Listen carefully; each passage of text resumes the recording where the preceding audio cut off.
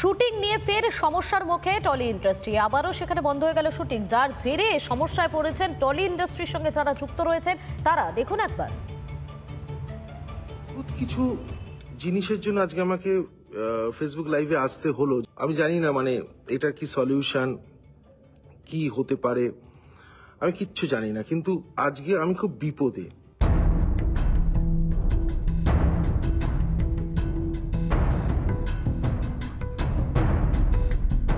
সকাল সকাল সোশ্যাল মিডিয়ায় লাইভ পরিচালক সৃজিত রায়। নতুন সিরিয়ালের সেটের কাজ গত 27 তারিখ থেকে শুরু হয়েছিল। শনিবার থেকে একটা গন্ডগোলের আভাস আমার কানে আসতে শুরু করে যে আমার সেটে নাকি কাজ বন্ধ হয়ে যাবে। আমি এমন কোনো মন্তব্য করেছি, সেই মন্তব্যে নাকি কিছু টেকনিশিয়ানে খুব খারাপ লেগেছে। আমি নাকি প্রেসে কিছু কথাবার্তা বলেছি বা এরকম জাতীয় কিছু বিষয়, যার কোনো প্রমাণ বা কোনো ভিত্তি নেই। অভিযোগ, আর্ট সেটিং গিল্ডের কর্মীরা দুদিন ধরে কাজে আসছেন না, ফলে ধারাবাহিকের সেট তৈরির কাজ বন্ধ। আবেদন করব যে সবাই একসাথে এসো, একসাথে কাজ করি। এইসব কর্মবিরতি যারা করে, আমরা কেউ দাদা পলিটিক্যাল নেতা নই। এরপর বেলা বাড়তে থাকে, স্টুডিওয়ে একে একে আসতে থাকেন অভিনেত্রী ও পরিচালকরা। 15 দিনের মধ্যে 3 জনের কাজ আটকানো হয়েছে। আজকে আরো অনেকেই আমরা আছি, তাদের কাজও আটকানো হবে। আমরা যেটা জানতে চাই যে কেন এটা বন্ধ করা হচ্ছে। টলিপাড়ায় প্রায়শই বন্ধ হয়ে যায় শুটিংয়ের কাজ, কিন্তু কেন, কোন অদৃশ্য ক্ষমতায়? তাই নিয়েই প্রশ্ন তুলেছেন রাজ চক্রবর্তী, পরমব্রত চট্টোপাধ্যায়রা। মুখ্যমন্ত্রী বারবার করে বলে দিয়েছেন যে কাজ বন্ধ করা যাবে না কোনোভাবেই। সেখানে তারপরেও এরা কারা যারা এই ডিসিশনটা নিচ্ছে, মাননীয় মুখ্যমন্ত্রীকে অগ্রাহ্য করে যে কাজ বন্ধ করে দিচ্ছে, কাজ করতে দেবে না, এরকম একটা পরিবেশ তৈরি করছে। 300-400 লোকের কি হবে যদি আজকে সুজিতের বিরুদ্ধে বারবার এরকম জিনিসটা করা হয়? হ্যাঁ, তো আমাদের প্রত্যেকের কাজ যদি বিঘ্ন ঘটানো হয়, তাহলে ক্ষতিটা কার হচ্ছে?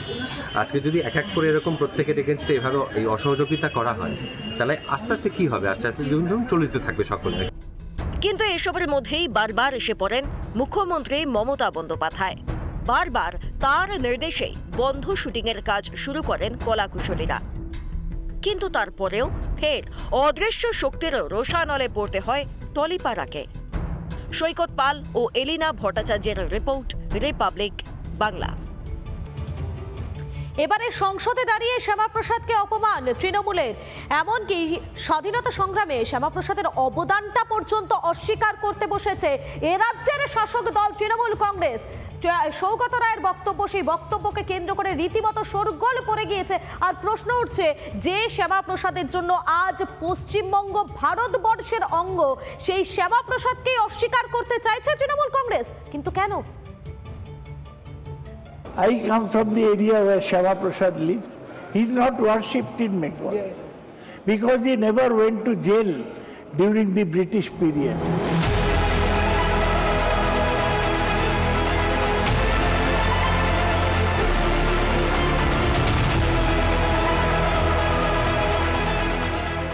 বাংলার বীর সন্তান, মৌলবাদীদের হাত থেকে যিনি বাঁচিয়েছিলেন কোটি কোটি হিন্দু বাঙালিকে, যার হাত ধরে পশ্চিমবঙ্গের জন্ম, সেই শ্যামাপ্রসাদ মুখার্জিকেই এবার সংসদে দাঁড়িয়ে অপমান তৃণমূল সাংসদ সৌগত রায়ের। I come from the area where Shyama Prasad lived. He's not worshipped in Bengal. Yes. Because he never went to jail during the British period. So you may worship him. The president may. We won't. কাদের খুশি করতে সংসদে দাঁড়িয়ে শ্যামাপ্রসাদ মুখার্জিকে নিয়ে মিথ্যাচার করলেন Saugata Roy? Vote ব্যাংকের জন্য নির্লজ্জ তোষণ করতে গিয়ে কি বাংলার মনীষীদেরও অপমান করতেও পিছপা হচ্ছে না তৃণমূল? আজকে অত্যন্ত দুর্ভাগ্য যে শ্যামাপ্রসাদ মুখোপাধ্যায়, অধ্যাপক মেঘনাথ সাহা যে বাংলা থেকে সংসদে গেছেন, সেই বাংলা থেকে এরকম সাংসদ যাচ্ছেন যারা মনীষীদেরকে সম্মান করতে জানেন। বহু আগে থেকেই শ্যামাপ্রসাদকে ভোলানোর চেষ্টা হয়েছে। ইচ্ছাকৃতভাবে ইতিহাস বিকৃত করে হিন্দু বাঙালির অতীতকে মুছতে চেয়েছে কংগ্রেসের মদতপুষ্ট বামপন্থী ঐতিহাসিকরাও। যদিও হাজার চেষ্টাতেও শ্যামাপ্রসাদ মুখার্জিকে ভোলাতে পারেনি কেউই। শ্যামাপ্রসাদ মুখার্জিকে ভুলিয়ে না দিলে এখানে বাকি রাজনৈতিক কারবারিদের দোকানটা চলবে কি করে? পশ্চিমবঙ্গ বলে যে জায়গাটাতে দাঁড়িয়ে সব পার্টি রাজনীতি করছে, যে মাটিতে দাঁড়িয়ে আমরা রাজনীতিটা করছি, সেই জায়গাটা তো দিলেনই শ্যামাপ্রসাদ। আজ যখন নিজেদের অধিকারের জন্য লড়াই করছে দুই বাংলার সনাতনীরা, তখন শিয়রে বিপদ টের পাচ্ছে বাংলার শাসক দল তৃণমূলও।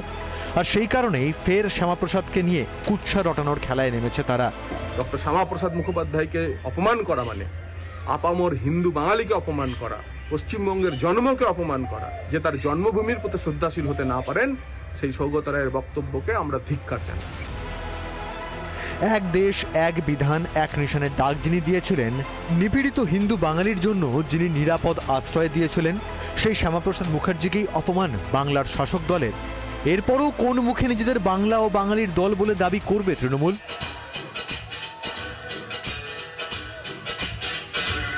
রিপাবলিক বাংলা।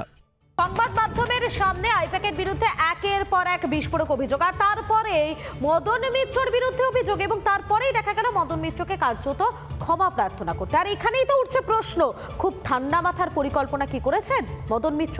দেখুন একবার। তাকে প্রজেক্ট করা হবে, সেটা নাকি আইপ্যাকের কাছ থেকে ফোন যেত, আইপ্যাকের কাছ থেকে ফোন যেত, এবং আশা করি আপনার কাছে এরকম আইপ্যাকের ফোন এসছে। নিশ্চয়ই আইপ্যাকের উপর নির্দেশ ছিল কে যাবে না যাবে। এই সোফাতে বসেই সংবাদ মাধ্যমে আইপ্যাকের বিরুদ্ধে একের পর এক তোপ দেখেছিলেন মদন মিত্র। রিপাবলিকের ক্যামেরায় হাটে হাঁড়ি ভেঙেছিলেন কামারহাটির তৃণমূল বিধায়ক। আইপ্যাকের লোকেদের বিরুদ্ধে এত অভিযোগ কেন টাকা পয়সা নেওয়ার? আজকে তো আইপ্যাকের নামেই বিভিন্ন জায়গায় টাকা পয়সা, কাটমানি থেকে শুরু করে আইপ্যাককে কত লোককে তাড়িয়ে দিতে হয়েছে। অথচ সেই মদন মিত্রেরই আচমকা ভুল বদল। কয়েক ঘন্টা আগেও যিনি দলের গাইডলাইনের বিন্দুমাত্র পরোয়া না করে একটার পর একটা বোমা ফাটাচ্ছিলেন, আচমকা ক্ষমা চেয়ে সবকিছু মিটমাট করে নিলেন তিনি। একদিকে একের পর এক বিস্ফোরক মন্তব্য, আর সেই কারণেই এবার শোকজ লেটার গেল তৃণমূল বিধায়কের কাছে।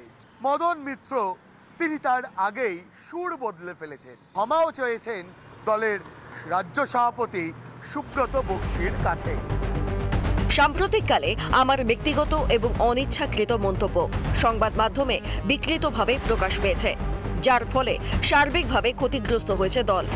মুখ্যমন্ত্রী মমতা বন্দ্যোপাধ্যায় মর্মাহত হয়েছেন, তাই আমি লিখিতভাবে দুঃখ প্রকাশ করছি এবং দলকে অনুরোধ করছি আমায় ভুল না বুঝে ক্ষমা করার জন্য। মমতা ব্যানার্জির দীর্ঘদিনের ছায়ার সঙ্গে জন্মলগ্ন থেকে তৃণমূলের সদস্য, দলনেত্রীর নির্দেশের বাইরে গিয়ে তিনিই কিনা এত কাণ্ড ঘটালেন, এ কি বিশ্বাসযোগ্য? তবে ঝুলি থেকে বেড়াল একবার বেরিয়ে পড়লে তাকে কি এত সহজে ফের ঝুলিতে পড়া যায়?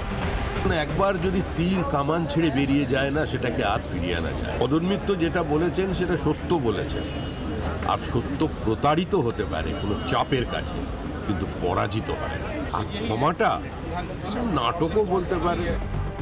আইপ্যাক মানেই যে অভিষেক, সেটা কে না জানে। সেই আইপ্যাকের বিরুদ্ধেই প্রকাশ্যে মুখ খোলার সাহস মদনকে জোগালোকে, আর হঠাৎ করে আগ বাড়িয়ে এই ক্ষমা চাওয়ার ব্যাপারটাও হজম করতে অসুবিধা হচ্ছে অনেকের। দিনের পর দিন দলের কথা ভেবে মদনের বিবেক জেগে ওঠাটা কি আদৌ স্বতঃস্ফূর্ত, নাকি পুরোটাই আইপ্যাকের ইকোসিস্টেমকে ঝাঁকুনি দেওয়ার জন্য পূর্ব পরিকল্পিত ছক?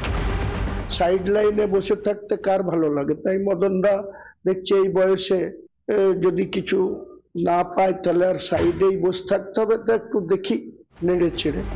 প্রথমে আইপ্যাককে নিয়ে বিস্ফোরক সব মন্তব্য করে বাজার গরম করলেন, তারপর আচমকাই অবস্থান থেকে সরে এসে দুঃখ প্রকাশ। মদন সত্যিই ক্ষমা চাইলেন, নাকি আগে থেকেই ঠিক করা চিত্রনাট্য অনুযায়ী নাটক করলেন? তেমন হয়ে থাকলে মদনকে মুখ্য ভূমিকায় রেখে পিছন থেকে সেই নাটকের নির্দেশনা করল কে? রিপাবলিক বাংলা। নানা ধরনের কন্টেন্ট দেখার জন্য লাইক করুন, শেয়ার করুন আমাদের ফেসবুক পেজ, সাবস্ক্রাইব করুন আমাদের ইউটিউব চ্যানেল। পাশাপাশি অন্যান্য ব্রেকিং নিউজের জন্য অবশ্যই চোখ রাখুন রিপাবলিক বাংলায়।